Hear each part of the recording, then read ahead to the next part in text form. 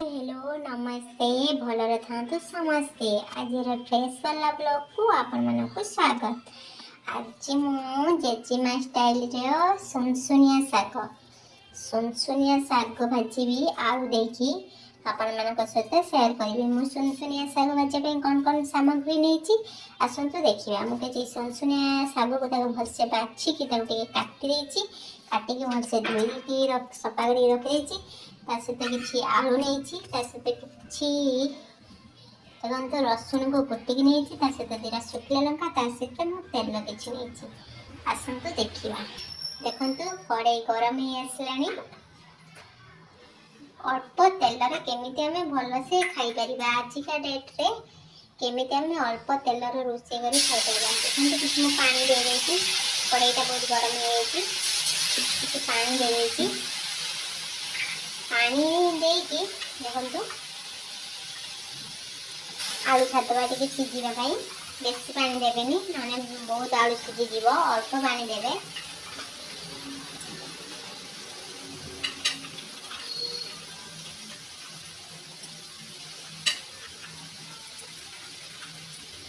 सहित स्वाद अनुसार लुण भी देवे। मुझे आपण मानक कही लुण कथा सॉरी स्वाद अनुसार लुण भी टिके देदेवे। भलसे मिक्स करदे देखु भलसे मिक्स कर किछि समय लो फ्लेम रे किछि समय आम घोड़े दबा है किछि समय घोड़े दबा ना 2 मिनट ओनली 3 मिनट किछि समय घोड़े दबा। ओके आम ए किछि समय घोड़े दउचंती आम ए 3 मिनट हो सारानी आसन देखा केते आलू सीझी किंतु पानी तो सीझी आसलानी और केते मात्रा सीझी देखा आउरी सीझब टिके लो फ्लेम रे टिके घोड़े भाजवा। बेसी आम तेल यूज करवानी तेल खाइले बहुत देह खराब होची।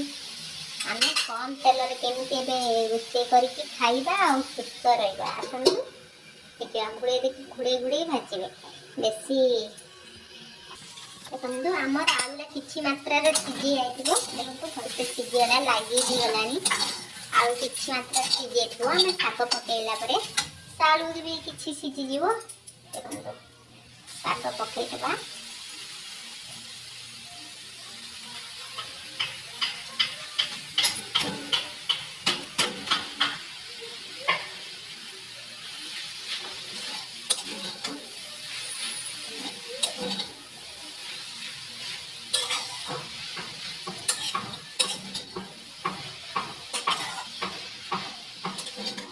जिते कम तेल खाईपर है आजिका डेट्रे योग करूँ एक्सरसाइज करूँ सुस्थ रे और जिते कम तेल मसला खाइबे ता भी बेटर।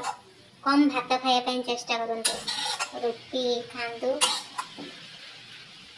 और बहुत खरा होची खरा दिन खाली पखाल शाग भजा आलू चकटा बैगण पोड़ा टमाटो पोड़ा सहित शुखुआ पोड़ा भी ऐड करें किसी भी ना से सब पोड़ा पोड़ी गोटे टेस्ट किंतु शांति भी पेट शांति आत्मा शांति। देखते शाग भजार में शागर किसी लुण भी देदेबा आम आलूर किसी भी देते शागर भी किसी मात्रा लुण देदेबा ठीक अच्छे। देखो शागर किसी लुण दे देखिए तो भलसे मिक्स करदे भलसे मिक्स करके किसी समय घोड़े दबा।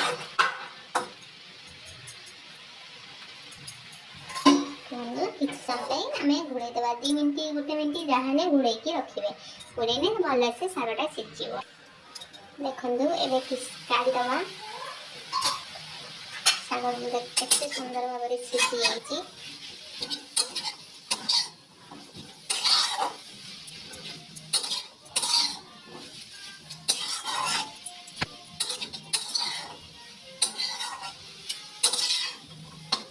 टिके पानी सुखी आम किसी समय पानी सुखापी किसी समय 2 मिनट खंड गैस बसैवा।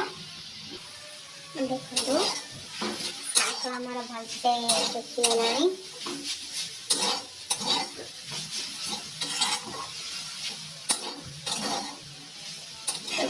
काढ़ीदबा।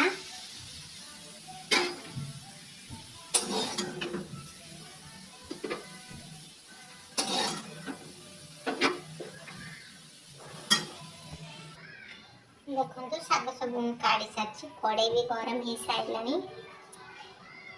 बेसी तेल दबानी जस्ट टिके देखो एतिक मु तेल देती आपण भावे एत कंजूस एत तेल ना आजिका डेट्रे सुस्थ रहा एतिक छोट छुआ शाग भजा खाइबनी मु लंका छेदनी गोटा लंका टे देती तार खाइबे हो सारानी रसुण देदेगा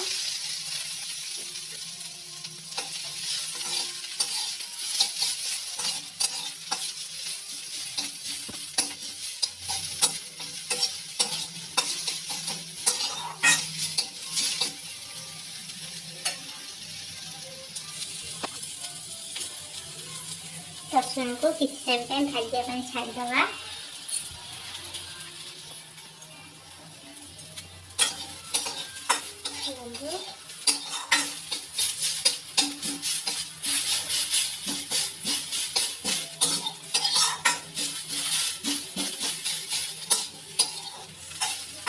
रसुण देखो रसुण टिके हम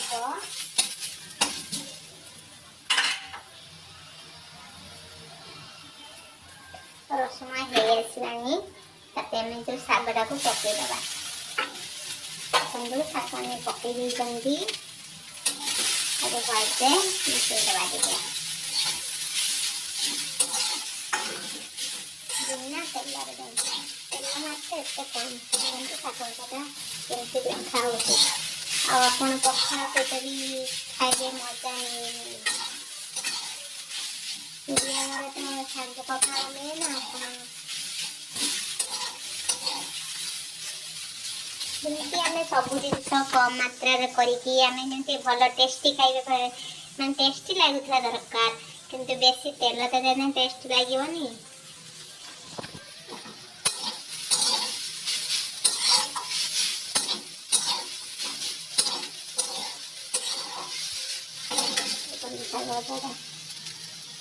आप इच्छा होता ना खाइए मोर बहुत इच्छा है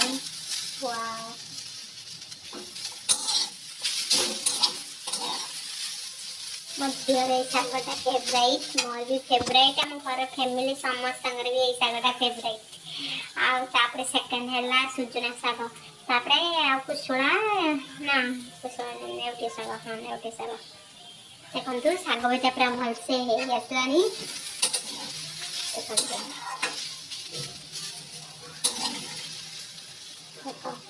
शाग भजा पूरा भलसे आसलानी प्राय लोक मैंने शाग भजार फुटण यहाँ पकाती आमर पका जाए देखो फाइनाली शाग भजा रेडी होगा देखो अल्प तेल एमती आपण मैंने बनई सब खातु सुस्थ रुहतु आउ जो मैंने भी मो चैनल नुआ अच्छा लाइक करेंगे शेयर करेंगे सब्सक्राइब करने भी भूलिए नहीं रोची नमस्कार जय जगन्नाथ वीडियोटा भल लगी गोटे सुंदरिया कमेंट दे देते।